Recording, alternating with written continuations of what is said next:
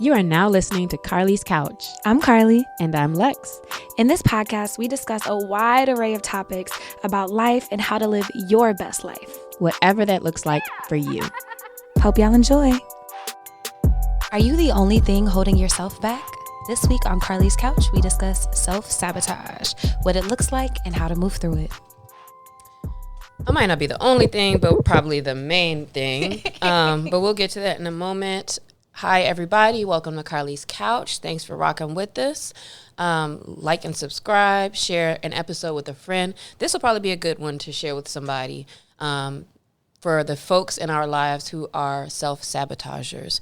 And, of course, take your own notes and worry about yourself first. Always. But definitely something to share. Carlie, hope you're doing well today. Man, I am. I'm feeling wonderful. We made it through camp. The sun is shining. It is warm outside. I'm wonderful. How you doing, Lexi? It's warm, actually. It's so warm. I was kind of enjoying when it was gray outside. Oh, it was so nice. Yeah, because I do like when we have the grayness and then it gets sunny and then it goes back to being cool. But in general, I just spent a lot of time on the East Coast and Texas, and yeah, they got it. Like, just sweating all day for no reason is not really it for me. So I do enjoy these hot upper 80s, 90s degrees, but it's much different than the rest of the world. So kudos to y'all. I see why y'all be carrying the fans around everywhere. Enjoy. Yeah, y'all choose that violence. I do not. I do not. I say the same thing about winter. But yeah, I do like this Mediterranean climate that we have out here. When we not getting cooked, it's lovely. But anyways, so we finished camp, and our students, if y'all don't know what camp I'm talking about, change the tune. They end up doing a social justice business plan pitch, and they win $500, like real doll hair. It's not like anything fake, not an Amazon gift card. You get money for a business idea to help make their community better, to help change the world.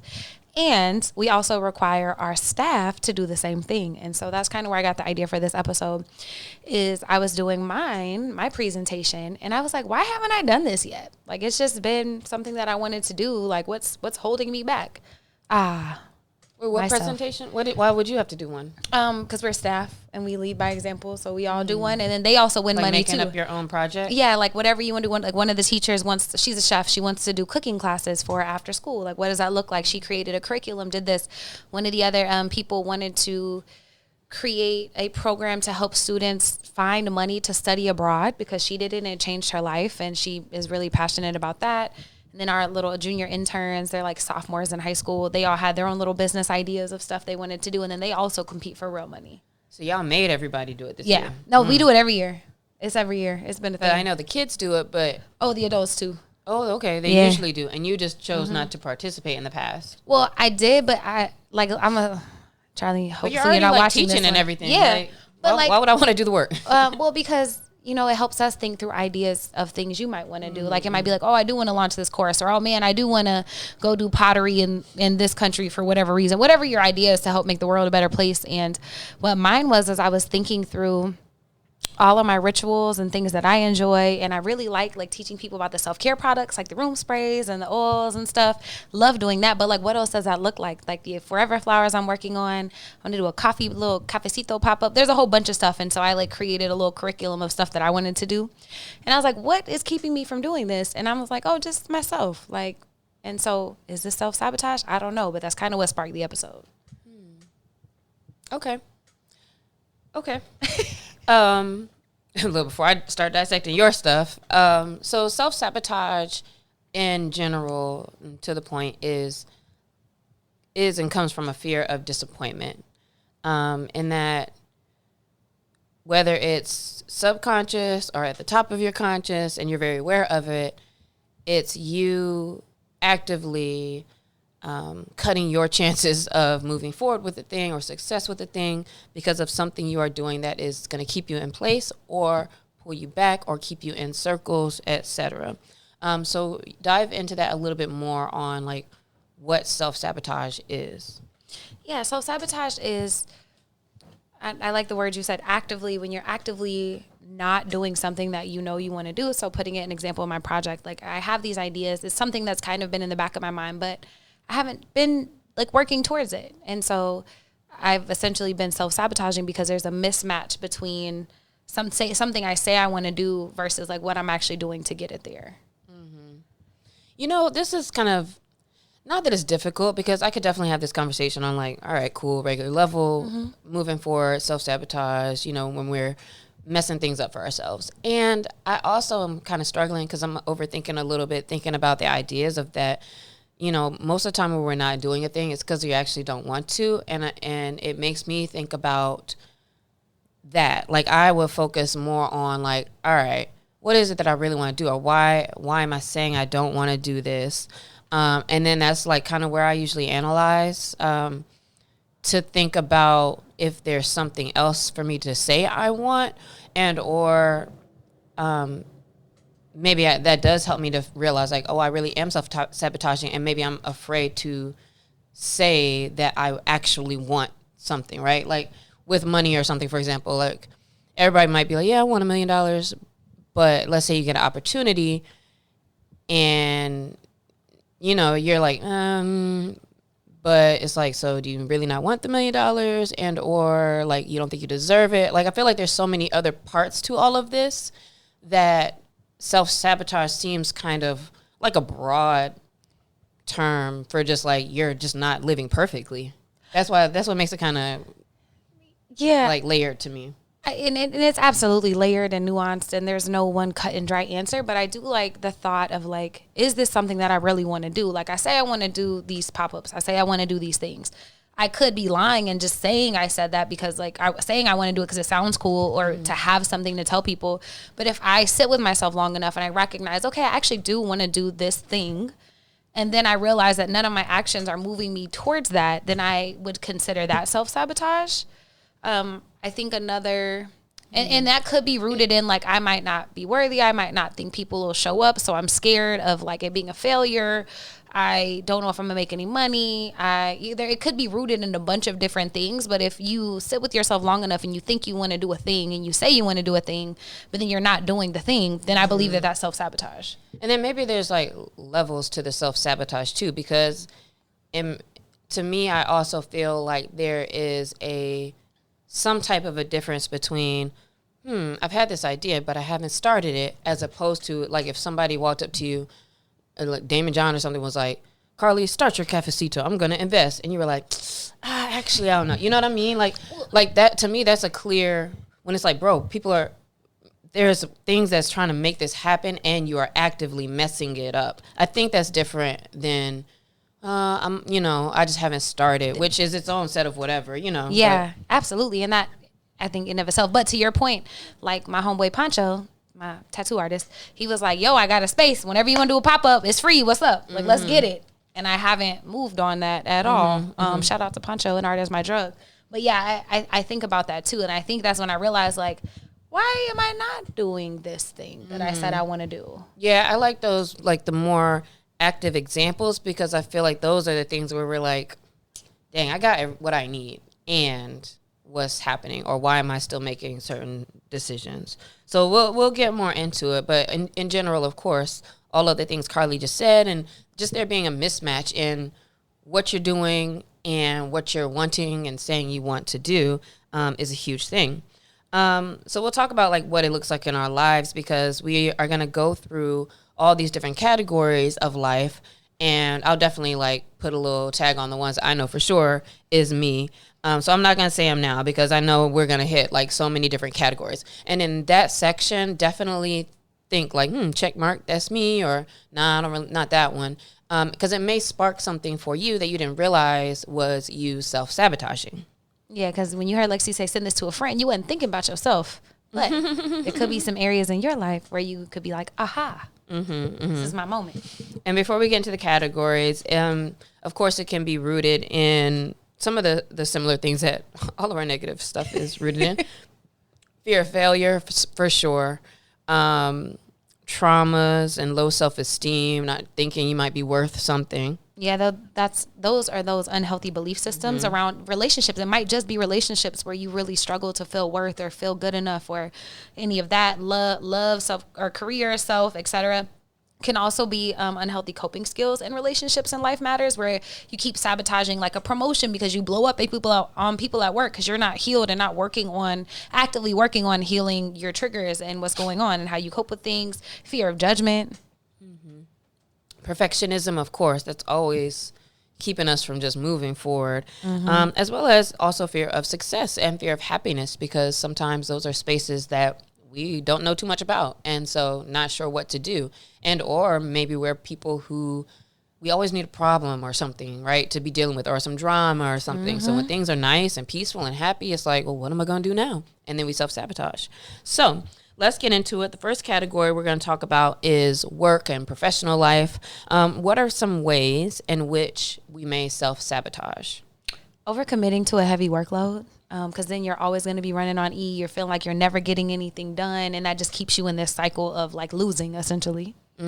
Also, when you focus on low priority tasks, we often talk about, and if you read self-help books or about time management, you often see things that say like start with the biggest things first, the most important things first. And yet I often fall victim because it just feels so good to get that email down to 0. And it's like, well, let me just go through all of these first and get that down. And or I love well, let me make my list first before I start doing the things. And I literally have been doing this the last 3 days and seeing, first I made a list of all the stuff. Then I put like a 1, 2, 3, 4 to prioritize it. And then I still started at 6 because I was like, you know what, I'm going to just start there. And 1 and 2 barely just got done, later and not on time. And the whole time I was actually stressing about the 1 and 2 that I should have just did. And it's a whole thing of self-sabotage. In that same vein is overworking instead of taking a step back to see big picture what needs to get done. Like you're just showing up every day, and it's so easy to get caught up in the hustle and bustle. Oh, let me just survive, basically. But you're keeping yourself in that rat race because you're not taking a step back to focus on what's really important. And some of these, and that one especially, are connected with the self-care category later too, because there's sometimes where you need almost like a reset to be able to be like calm to back up, or to not feel like you have to be like in circles.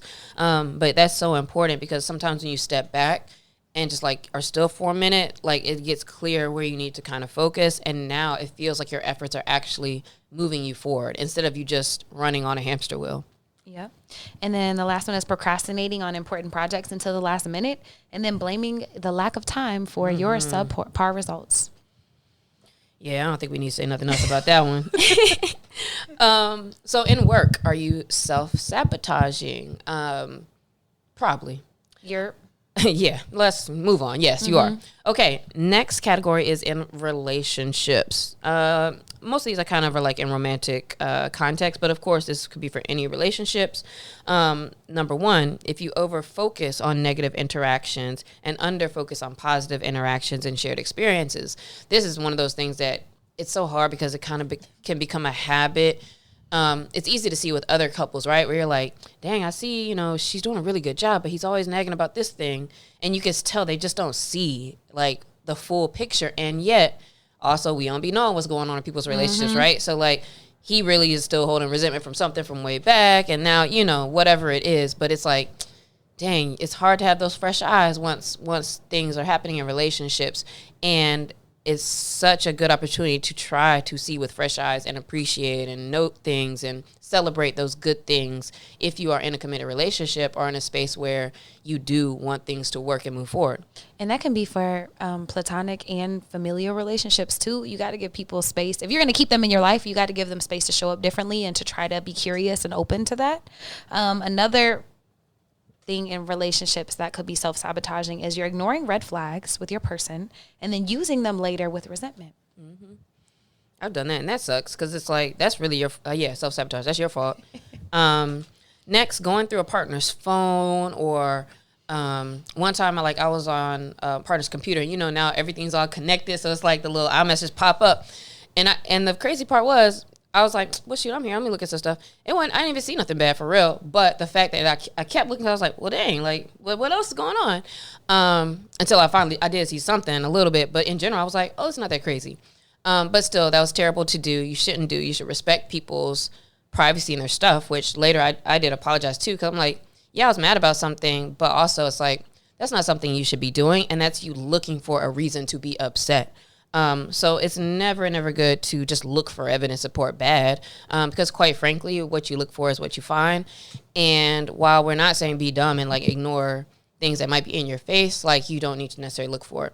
Yeah, because that's just amplifying that dysregulated nervous system and creating chaos in your environment. That goes with like picking fights. Like if you come from chaos and you're not healed from that, you will inevitably create chaos anywhere that you go. And so making sure that at work, at home, with friends, whatever, that you are staying grounded and regulated with yourself. Another thing I see people do often is like they try to use as punishment, like withholding communication or huffing and puffing because you want to see if they care enough to like take extra steps. And it's just like, you're just doing too much. You're doing too much work. It's creating like a negative environment instead of just speaking to people and telling them what you need or how you feel or whatever, right? And these unhealthy like styles of communication, it's the type of things where it's like you feel like you're the victim, but like you're really being the bad guy. So stop that. I'm laughing because high school Carlie like left just to see if they would come try to chase after me. Anyways. Having unspoken expectations, so expecting things of your partner, friends, anybody, and not telling them and then getting mad at them or holding it against them or using it. See, they don't love me, but you never told them or asked for what you need, so how do they know? And then, of course, when you choose unavailable partners with the intent that you don't want to be vulnerable, it's like you're trying to cover your shadiness with somebody else's issue, and quite frankly, it's still a reflection of you. So really, in most relationships, the biggest thing to always think about is like, what am I doing? What can I be doing? And focusing on your reactions and how you're starting things, because you trying to blame things on another person is still like, well, a big thing is like when people kind of talk negatively about a partner or whoever that they let be in their lives. And it's like, well, how did they slip past the defenses to be there? Like, what is that saying about you that you need to be watching or paying attention to so that you don't have these type of people in your life? And I think that's the only thing you can kind of focus on is yourself in that way. And to hold yourself accountable for the fact that, like, it took me a long time to be able to actually say, like, oh, I'm unavailable. That's why I'm having fun. And granted, I was just having fun, but in the times that I feel like I was crushed or whatever, it's like, yeah, but you knew. And it took me a long time to realize I had reflecting the same issues as them. It's just that I chose people who were worse than me. And then when I got with people who were more available, I was like, nah, this ain't it. And it took a while to be like, oh, I actually love being, let me not lie, but like, I'm better. So yeah, next topic. Money, money, money. Money. All right, so if you're not checking your account, there's some self-sabotage around money happening in your life. Sorry, this is so random, but in the gym the other day, we were just listening to that Ludacris song, the fancy cars, the women, and the caviar. And at the end, when Cat Williams is like, pull up your pants. If your socks are white, you are not, what do you say? You are not a player or something. And then he was like, put your hands up. If you see white deodorant. And so that made me think of that, the way you said that. If you're not checking your account, problem. Yeah, you are self-sabotaging. Put them hands up. Yeah, avoiding any of these issues and avoiding knowing anything is going to be a big issue. Next, of course, I'm going to say both of these. Spending frivolously and spending impulsively are self-sabotage. I like to spend impulsively. As soon as it could just be somebody, they owe me a bet for $20. They send me $20. I'm immediately like, damn, what do I need to get off Amazon? Or I'll ask a brother, yeah, we need anything? Like, because I'm looking for something to spend on. And I noticed that, and I was like, Lex, like, you need to reframe to make it the goal of like, oh, how long can I hold on to this? And so I'm trying to work on that better. And one of my friends, shout out Eddie, was like, yeah, that Amazon cart, you just got to put stuff in the cart, but then walk away. And that way, it's like when I come back later or the next day, one time I had a bunch of stuff in the cart and I left and came back and was like, yeah, I don't even, I don't need none of this shit. Yeah, I didn't really need none of that. And so taking time there was perfect. Spending frivolously when you know you shouldn't is more so of the things where it's like, you got hella apps and subscriptions, things you're not really paying attention to or using. I recently, when I just started using the YNAB app for my budget, the first thing you're doing is seeing where's all your money going every month. And I was just like, you know what? I could cut this, I could cut that, I can cut this, I can cut that. So I did like just cut as many things as I could and or changed, what I was doing. And it was good because it just made me even look at things that I wasn't even looking at. Yeah, which is nice. Anytime you're avoiding taking charge of your own money, so like you don't know how much is coming in, you don't know how much is going out, you don't know how much your bills cost or where you're sitting, like whatever that's rooted in shame, anxiety, which a lot of times it is around money, like that is self-sabotage, because you cannot set yourself up for success when you don't know those things. And another example is like refusing to negotiate more money for your clients or your job, like refusing to ask for your worth. Yeah, that's self-sabotaging, especially when you probably feel resentful or are sitting at home like, oh, this is not worth it. You know, having all those types of thoughts. Meanwhile, it's like, what you going to do about it? In the next category, we talk about ways you may be self-sabotaging with your time. The first of which is wasting it by always trying to reinvent the wheel. This is a big one for me and for probably for many people who might have a business or entrepreneurship, because like all these systems and things exist to a degree already, right? Like things are there. And it's about actually just falling into place with what you know has worked. But sometimes we just keep wanting to like think about stuff and recreate the wheel, etc. Yep. Another one is if you're chronically late, like not being intentional with your time, you are self-sabotaging. Now you stress because you're trying to be somewhere and you late, and now your client thinks you suck and that you're like not reliable because you're always late, and etc. Like you're never giving yourself enough time to do what you need to do and get places on time. You also might be a self-sabotager if you're constantly making life changes that require you to like restart and let me replan, and now I need to do this. And it's almost like you're always starting something or always planning something, but you're not really finishing things and you're not really staying in one space. A lot of people always need something new to think about or to do. But in those cases, you're kind of self-sabotaging because you're never really like taking it all the way there. Yeah. And then you feel bad about like not taking it all the way there. It's kind of like procrastinating. This is also setting yourself up for failure like that. Another one is bad boundaries. So if you are unable to delegate, if there are a lot of people in your life who defer all their decision making to you, if you are overdoing it in other people's lives, making all the decisions, doing all the emotional labor for your partner, for everybody else in your household, you're probably self-sabotaging because you're not focusing any of your time and energy on yourself. And lastly, if you spend most of your time thinking, overthinking, and then planning stage with things, then you're most likely self-sabotaging.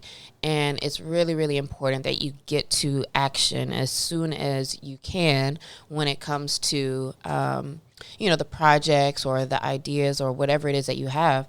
I was hearing something recently where they were like, if you get something really good idea or something sparked or something you know you should do, it's like go super hard for 24 hours at least, because a lot of times we'll get this idea and we'll kind of be excited and write it down, and then you don't really come back to it. So spend less time planning and more actually doing things, because then you're kind of feeling your way through but going much faster.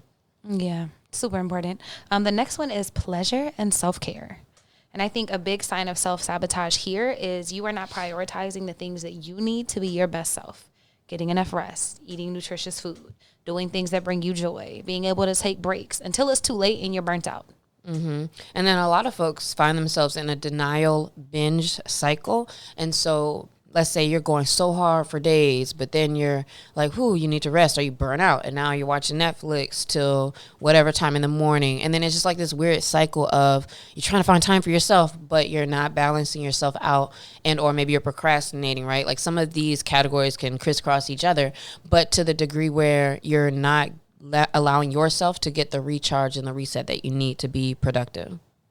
So important. Another one is if you notice you are not fixing the roadblocks to your happiness. So for example, you're a photographer, you love taking pictures, but your hard drive is full and you haven't bought a new one. You haven't given yourself any space to put new photos. So now you can't take more photos, and now you're missing out on joy because you're not doing the things you need to set yourself up for success. I do that sometimes where it's like while I'm thinking about something, I might buy a thing or start doing a project, but then it's like weeks later it's still not finished, or I never actually used the thing or did it, which goes back to also it's just being so important, just like get right into things. Another one is holding back from doing the things that you want to do. When you have I can't thoughts, so for example, like, I can't do a thing until something else happens. Those are always limiting thoughts that hold you back from moving forward. If I can't go to this dance class because I don't want anybody to see how I look, then you're most likely not ever going to start taking the dance class. and you just got to do it. Another one is taking yourself out of things, like throwing the baby out the bathwater. Like, I'll just work out tomorrow because like my goal today was 10 miles, but I only have time for 3. I'm just not going to do anything. When you could just do the 3 miles and keep it pushing, like do better tomorrow. Mm-hmm. Yeah. Sometimes it's like, we're just using that as an excuse that, well, because I can't do a full thing or I can't do, X amount, that you're not going to do it at all. And then just ending up not doing anything. Lastly, blaming other people's involvement for what you're not doing. This happens a lot with people I've seen with like going to the gym, for example, like, oh, nobody wants to go work out with me. And then you just never end up working out. And it's like, well, you go work out. Like, you don't need other people. And if you're depending on other people for you to get started, then that's really just self-sabotage and using other people as an excuse. So don't do that. So did you notice yourself in any of these categories? I definitely saw some of mine, especially with like setting up systems for success. Yeah, I be self-sabotaging around those things. But if you did notice, how do we actually start to move past it? So that like now we've heard all these categories. We've heard a bunch of examples. You've thought through it. You sent this to a friend who is now thinking through it. So then what do we actually do once we figure out like, oh, that sounds like me? Mm-hmm. Think about the patterns. So if you're like, often at nighttime I am like falling asleep on the sofa watching XYZ. That's something I kind of fell into at a certain point. And I don't know what changed that. But like, I don't know. It's like, how do you just make yourself get up and go to sleep? And or why is it that I feel like I have to have this time? So now you have to back up into other things. It can be like a little rabbit hole. But then you create a plan, right? Because I first notice these things, and I'll maybe write stuff down in a notebook if I notice things that I might want to pay attention to or look at. And then a plan that pushes for execution, pushes for you to do something actionable, and to notice in what situations tend to trigger you, so you can kind of think of or be aware of like, okay, when this happens, or if I'm in this situation again, I'm going to try, X or do something differently. Yeah, I love that. So thinking about your patterns, so identifying triggers. If you know that by the end of the day, you're never going to go work out, stop trying to work out at the end of the day. Do it during your lunch break. Do it when you first wake up. If you know that doesn't work, stop doing things and then blaming it. That doesn't work. Yeah, just don't do that. I work out better in the afternoon. Like, that's when my brain kind of needs a break anyways. It's great for me. It works for my schedule. I need to do that. If I wait until the evening, I'm like, ugh. I'll still do it, but I'm less likely to enjoy it or like be enthusiastic. But then thinking about like, okay, so when I get triggered, let's say that you notice that you self-sabotage in relationships and you be blowing up on your partner. So now it's like, okay, whenever I feel triggered with my partner, I'm going to take a breath and a pause before I say anything crazy back to them or before I say anything. Like, I'm just going to give myself a pause because you notice that you blow up on them a lot. Mm-hmm. Or before you nag, how about pause and ask a question or frame it in a different way, like starting to try to do things differently. Or like the example before, like before you hit buy, let it sit in the cart for 24 hours. Mm-hmm. Like, see if you really need it. Just whatever it is, you can come up with something. And then, of course, having self-compassion, kindness for yourself. If you're in a space of, like, shame and blame, then usually nothing really good comes out of coming from that space. And if you can kind of meditate on the fact that you're already whole, you already have what you need, and I'm going to figure out, how I can make sure I get to the gym, every day or do whatever you're going to do, right? Like, you make your plans coming from that kind of a space. You're going to be more successful than trying to shame yourself out of it. Yeah, treat yourself like somebody you love. I'm in that same vein. I got that from my therapist, so you can talk to a professional because that's super important and gives you a space and maybe some tools and an outlook that you and your friends might not know and might not understand, and they might be able to see something that you don't for what triggers you and maybe how to deal with it. And I think the last thing and one of the most important is just aiming for 1% every single day. Like, is there one decision you can make? Is there something you can implement that helps you get a little bit better every single day instead of trying to feel like you have to automatically be perfect and get everything correct? So we hope you've enjoyed this episode, that you listened carefully and that you took some notes. So this week you think about and notice places where you might be self-sabotaging, and then go through some of these ideas as a way to make yourself more aware of them and come up with a way that you can move through some of them and see how much things change, even with just a little bit more action in certain spaces or with a little bit of a different type of plan or change. That's often what really is what sparks us to move forward and to keep doing a thing when it's like, oh shoot, it does work better when I just pop up and go do my workout. And then once you start seeing those results, it becomes something that you're happy about, as opposed to being in a cycle of self-sabotage. So think about that this week. We hope you enjoyed the episode, and we will see you next time. Bye, y'all.